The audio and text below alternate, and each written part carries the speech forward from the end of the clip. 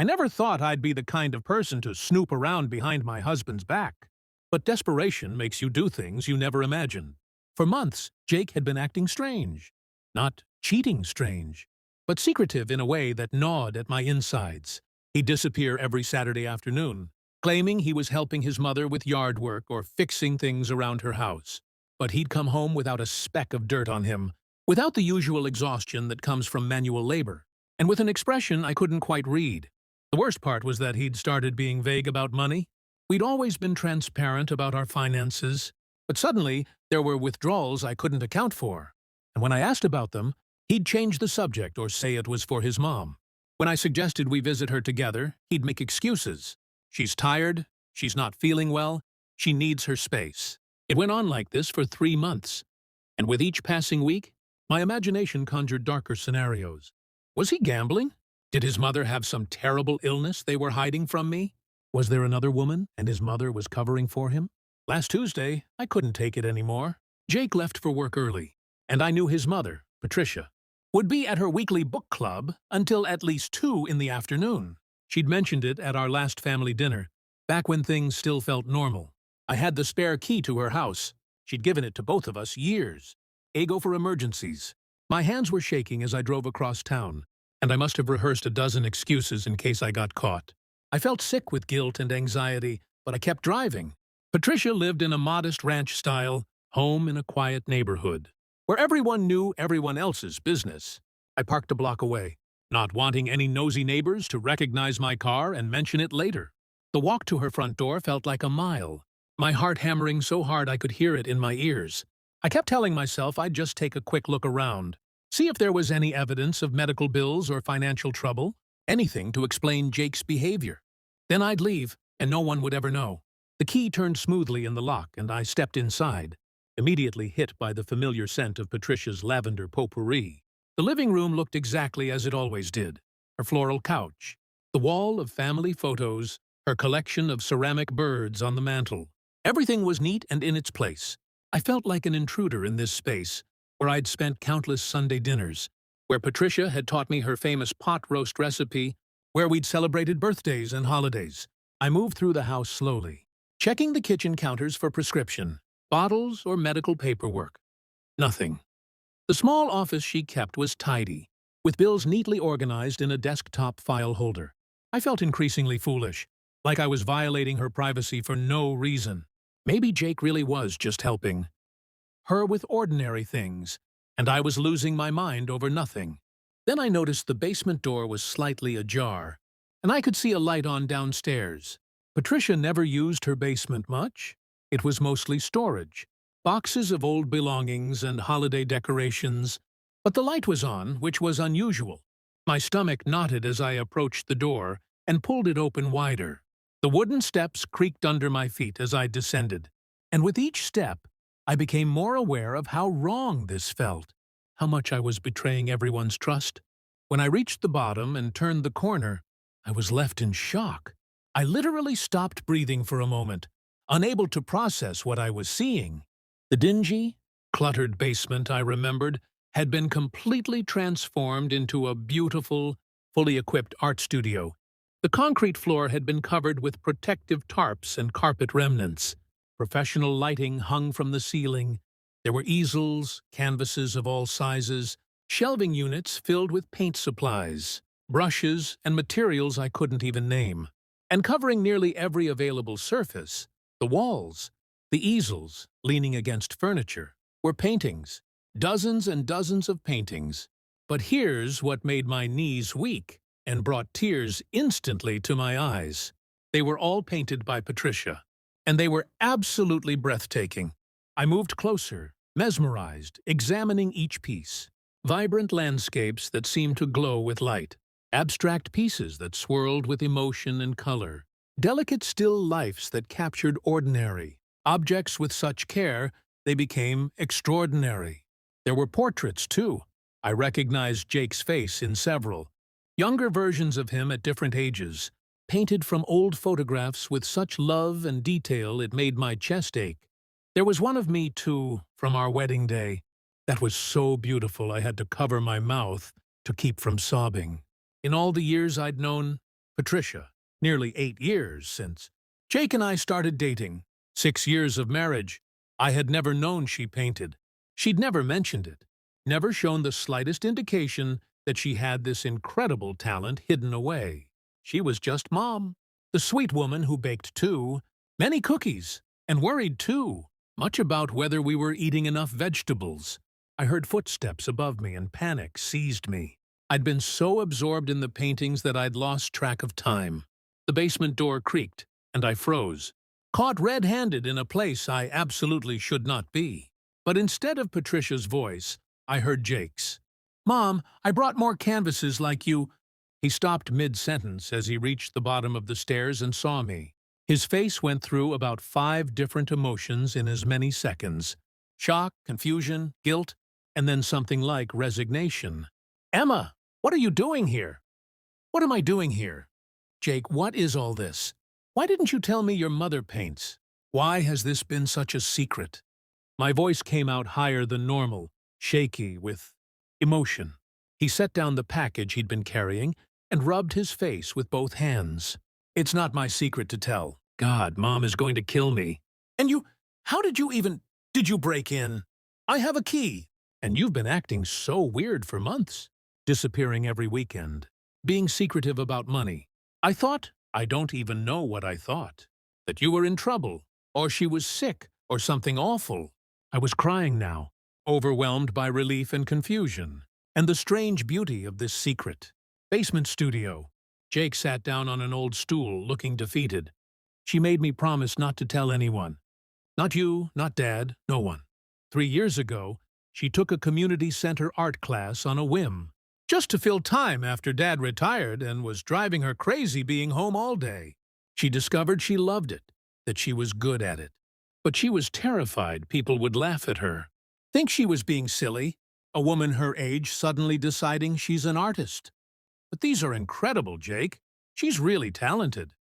"I know. I've been telling her that for months. She finally let me help her set up a proper studio down here. The money you noticed? I've been buying her supplies. Good quality stuff. The Saturday visits? I've been helping her stretch canvases, install the lighting, just spending time with her while she works. She's been taking online classes, practicing constantly. It's made her so happy. Emma, I haven't seen her this alive since before Dad passed. I'd forgotten that Patricia's husband had died 4 years ago. She'd seemed to handle it well, staying busy with her book club and volunteer work. But maybe she'd been more lost than any of us realized. Why couldn't she tell me? I thought we were close. She wanted to. But she kept saying she'd wait until she was good enough, until she had something worth showing. I think she was scared that if she told people and then gave up or failed, she'd be embarrassed. This way, it was just hers, safe. I walked around the studio again, seeing it differently now. This wasn't just a collection of paintings. It was evidence of someone reclaiming themselves, finding a new identity after loss. In each brushstroke, I could see Patricia's courage, her willingness to be a beginner at something, to risk looking foolish in pursuit of joy. She's good enough, Jake. She's more than good enough. These could be in galleries. I've told her that. Actually, that's another reason I've been helping her. There's a show at the Community Arts Center next month, open to local artists. I finally convinced her to submit a few pieces. She's terrified, but she agreed. I heard the basement door open again, and this time it was definitely Patricia. "Jake, honey, I forgot my book club was canceled today, and oh my God." She stood at the bottom of the stairs in her cardigan and sensible shoes, looking at me standing in the middle of her secret sanctuary, and I watched her face crumble. She looked utterly mortified, caught in the most vulnerable position possible. "Patricia, I'm so sorry. I shouldn't have come here without asking.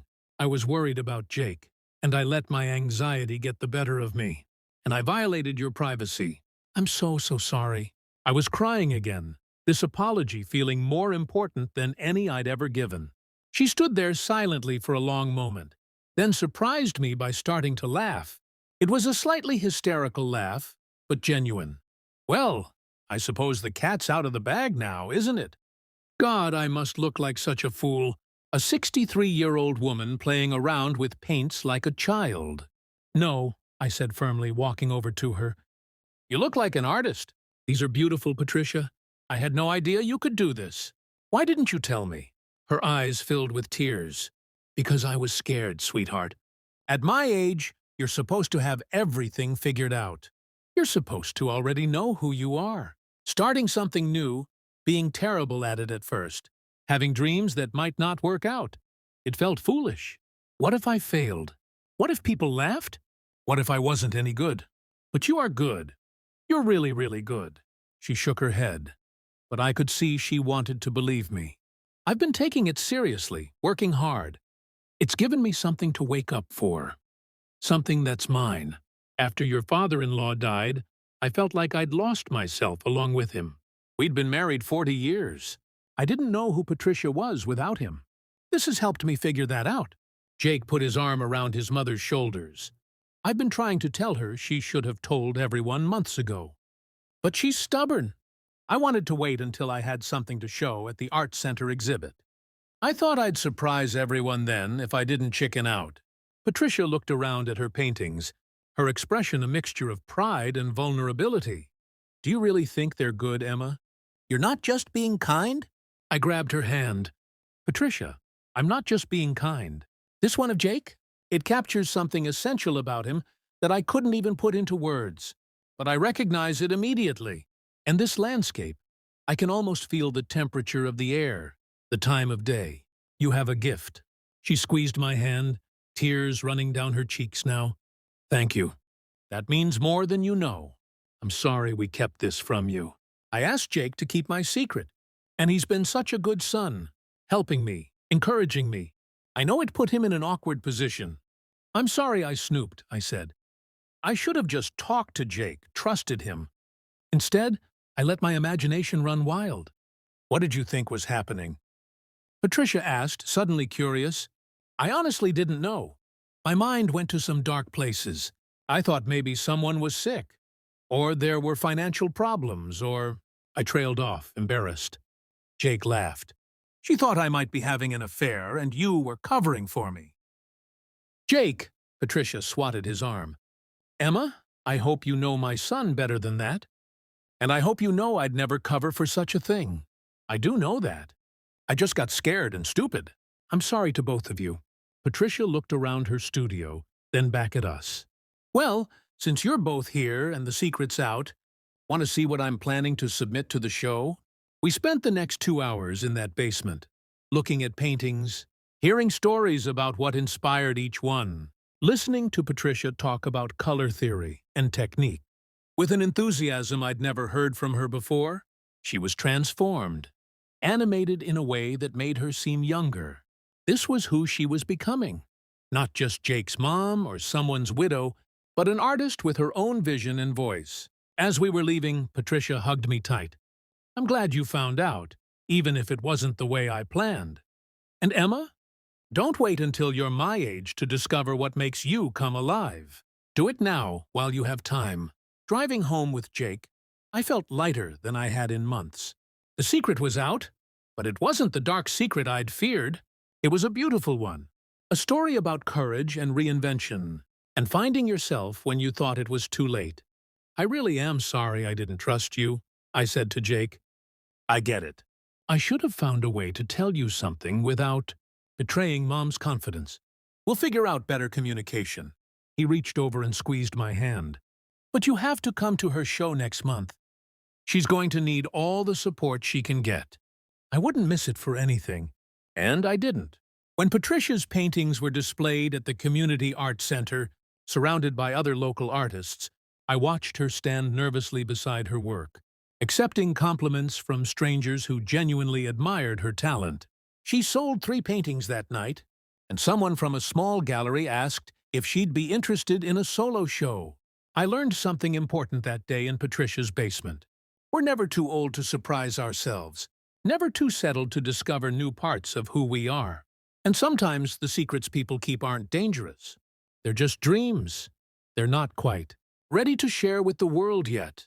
Tender hopes they're protecting until they're strong enough to survive scrutiny.